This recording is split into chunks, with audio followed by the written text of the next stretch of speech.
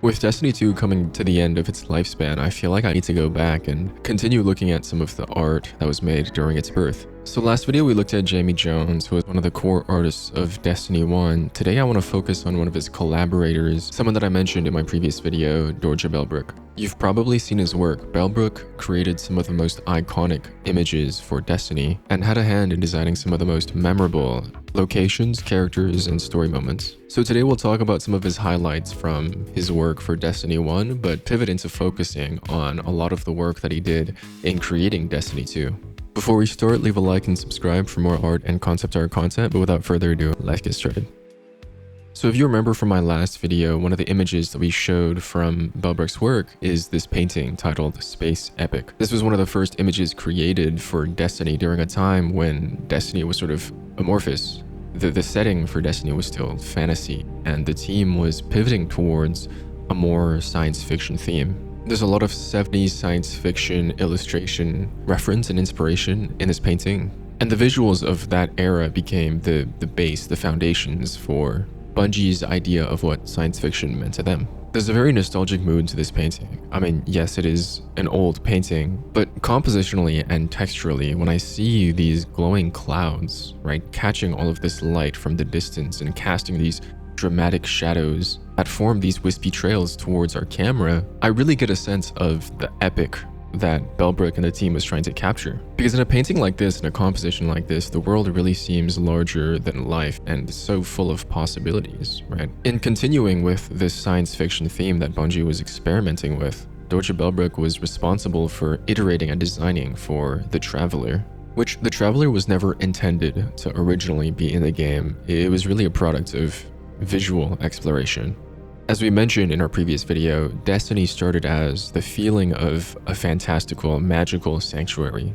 Visually, this started as a fantasy city, a warm, glowing medieval bastion, home to our magical heroes that defended the remnants of humanity from these classic D&D enemies. But as science fiction entered the minds of the artists at the team, they really started experimenting with what this last bastion, this sanctuary, could really look like. Within the realm of science fiction, I mean, yes, the last city could be a physical settlement, right? But it could also be a spaceship, which was originally one of the explorations that the team did, right? What if the remnants of humanity resided in space, flying on these mega structures, right? These giant spaceships. So there's a few spaceship designs here, but eventually we land on this painting, where we're saying the remnants of humanity not only live in a megastructure in space, but it's this mechanical, almost a planet, right? This Death Star looking structure. The team did decide that this orb in space felt too alien, so they went back to a more approachable design of a grounded settlement, right? The last city that we have now. But this visual, this image of a giant orb in space felt too striking to pass up. It was not only a nod to some of their earliest inspirations, but it also continued to intrigue the audience. And just like the Space Tiger image that we spoke about in our last video, this image, this scene, captured a lot of the essence and wonder and intrigue that once again was the foundation of Destiny. And the Traveler as a character was actually written to support this key image. In any case, going back to the work of Dorje Bellbrook, there's a lot of explorations here for what the Traveler could possibly look like. I'm a really big fan of the minimalistic direction that the team ended up going in, but there's no denying that that wouldn't have been possible without a lot of these really interesting explorations. Now, in the early days of Destiny 1, Bellbrook also created some other very iconic Destiny images, such as this painting for the Cassini Derelict, which he mentions is a paint-over of a sketch by Jamie Jones, as well as this concept for the Black Garden. Again, if you've seen my previous video, we mentioned the work of John Harris, and you can see those inspirations so clearly in this painting. There's an undeniably similarly grand composition, and we also have the conceptual contrast that I think I've mentioned in these videos time and time again, right? Placing these vibrant, organic splotches on top of rigid, brutalist structures and walls, to call this area a garden, but to have the space be an infinite labyrinth that seems so far from a typical garden, right? It's these opposing narratives that are at the core of every iconic design and entertainment. I'm not going to linger too long on Bellbrook's work for Destiny 1. There's so much content to go through. If you want to go through these paintings yourself, once again, I'll have all of his links in the description below. And with that, I'll fast forward a bit to some of his early work for Destiny 2. And I'll start with the European Dead Zone, the EDZ. These paintings and compositions feel so familiar, especially thinking back to some of our key images for Destiny 1. There's a really similar thematic design to these abandoned spaces. In this first painting, there's a really similar composition to some of Jamie Jones's early work. In fact, this piece is probably as close as it gets to Jones's original fantasy paintings. The visual of this heroic spotlight shining onto this dilapidated complex on an island surrounded by this colorless, burnt, charred field really mirrors a lot of the original aspirations of the Destiny team. As we continue our explorations for the EDZ, we see a really intimate moment here, much more zoomed in on this abandoned train track, where we can track the remnants of some kind of abandoned technology as it leads into the darkness of these brick tunnels. And as we can see, you can never take the artist out of the concept, right? As we can follow this white owl descending towards, or perhaps rising from, the brightest part of our composition. This is something that artificial generation can never design with narrative purpose.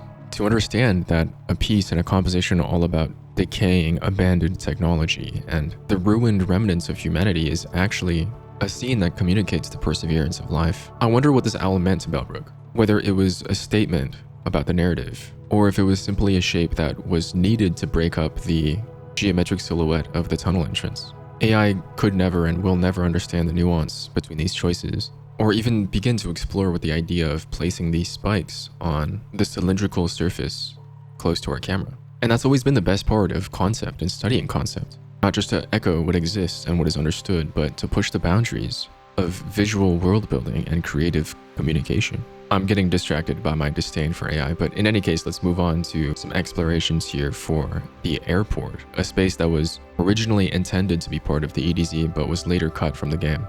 Again, these paintings are a very tasteful homage to some of the most classic concepts from Destiny 1. Clearly, the team's goals were to create a accessible, recognizable environment that echoed a lot of the themes from the Cosmodrome. These planes remind me so much of Jones's painting of the jet fields. And honestly, I think it might be plausible to say that maybe this environment was cut because of its similarity to the Cosmodrome and environments that we've previously encountered and have seen. There's no denying that it's a great painting though, and we get to see a lot of Bellbrook's process here as he goes from these individual thumbnails to his first passes and then eventually to his final pass. What this scene and Bellbrook's process really reminds me of is something that Joseph Staten, one of the narrative directors on Destiny, said, which is that when you walk through the ruins of Destiny, there should always be a sense of nature ascendant, that the creations of humanity really have no power over the longevity of Mother Nature, right? And we can see that influencing Bellbrook's design here as we paint more of these mossy growths that start to cover the side of our building here.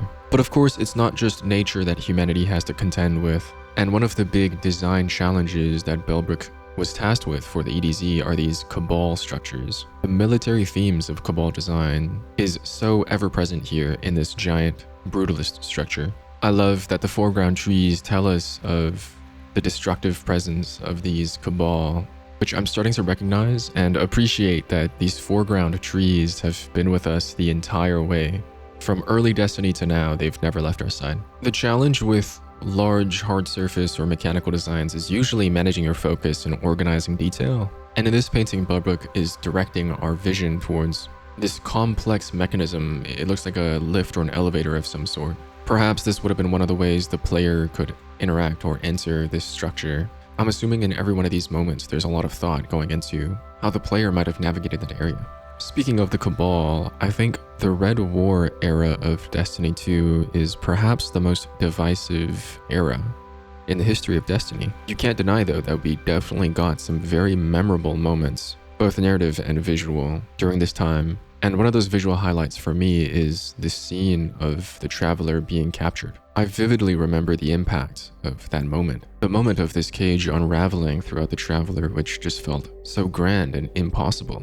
Bellbrook was the artist who was responsible for spearheading the design of this sequence. And looking through some of his process for designing this moment, it makes me appreciate the success of the visual impact that the team wanted to create. It's hard to imagine that all of that really just came from this early sketch of a hastily painted splotch over the Traveler's surface. But you can't deny the impact of that simple idea, right? Of this dark swarm taking over something that we thought was untouchable. As much as I enjoy the vivid orange that became the backdrop of the Red War, some of these versions here for the Traveler Cage, where we see this ominous red light emanate from the cracks between this geometric surface, are really cool as well. Just the amount of thinking there is into this interaction of the Traveler being caged is always so astounding to me. All of these explorations culminated in this moment here, where all seems lost. Our defeated Guardian is held towards our caged Traveler, and Dominus Gaul, our grand antagonist here, is standing victorious. The mood is somber, with light shining only from below and behind our focal characters, casting the majority of their bodies in shadow. And I'm sure we all remember what happens next as our Guardian is helplessly thrown from our tower and into the depth below. To amplify the narrative of a new game, a new character, a new journey, we begin powerless, we begin lightless. And it's not until we stumble upon these shards that have fallen off of the Traveler that we regain our lost powers.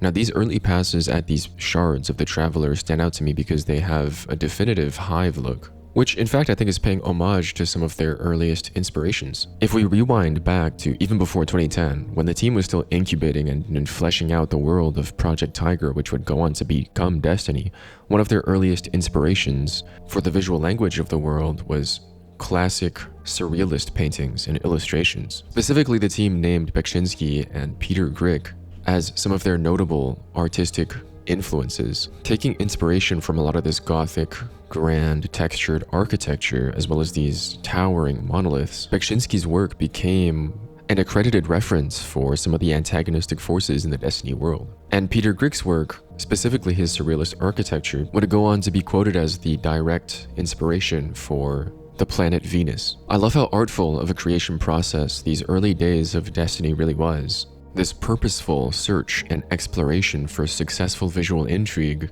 to stand on the shoulders of giants while being able to shape your own expression and your own voice is an artful practice that I think we're seeing less and less in the industry nowadays.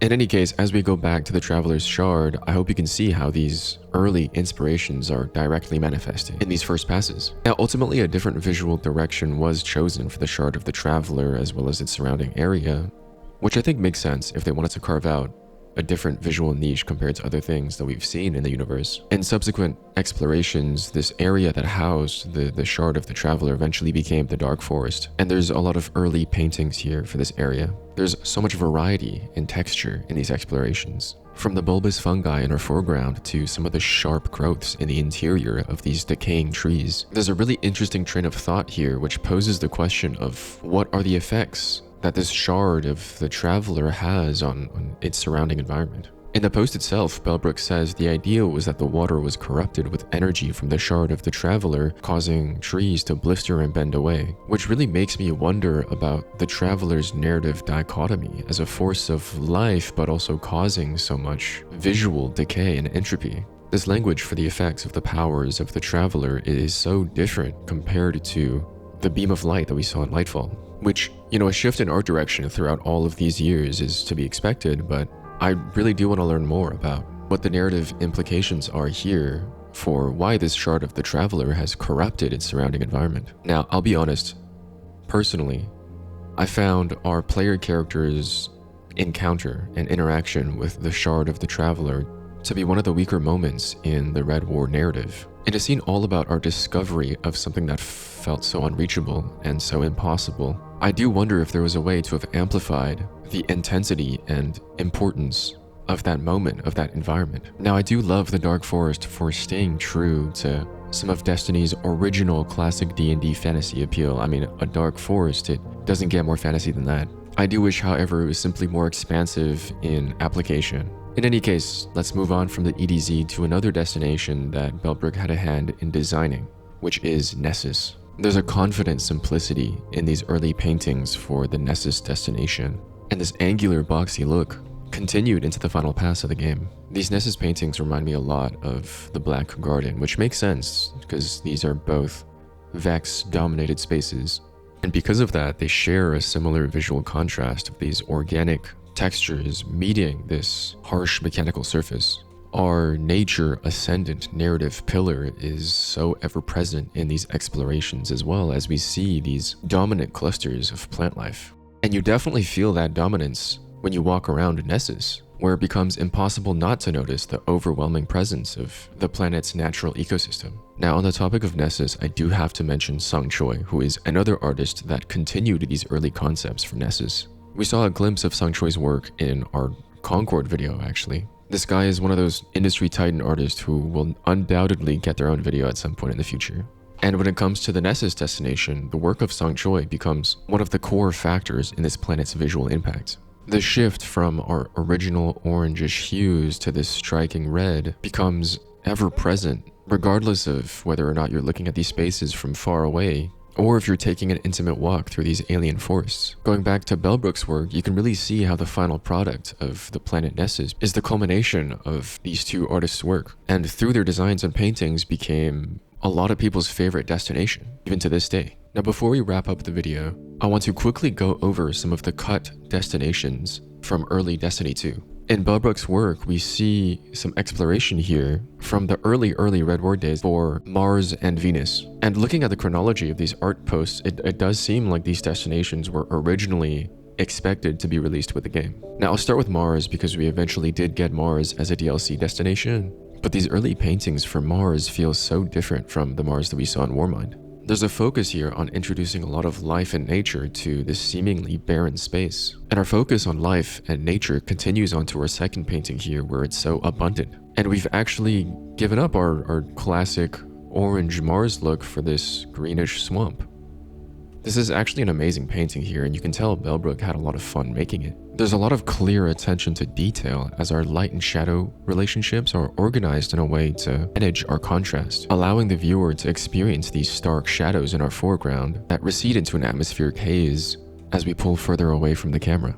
And as we follow our darker values, we discover this cinematic framing designed into the stone fragment as well as the clearing in the trees.